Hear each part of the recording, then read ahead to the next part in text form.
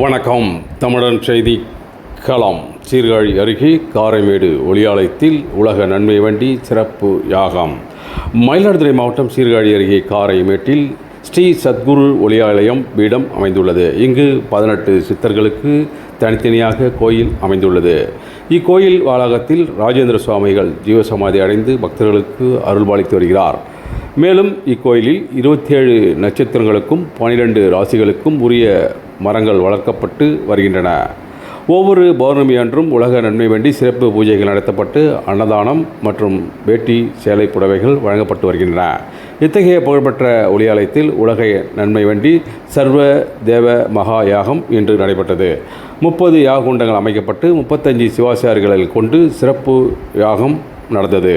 தொடர்ந்து அஷ்டலட்சுமி மகா குபேர யாகமும் சுவாமிகளுக்கு சிறப்பு தீபாரணையும் நடைபெற்றது. அப்போது திரளான பக்தர்கள் கலந்து கொண்டு சுவாமி தரிசனம் செய்தன. பின்பு பக்தர்களுக்கு அன்னதானம் வழங்கப்பட்டன.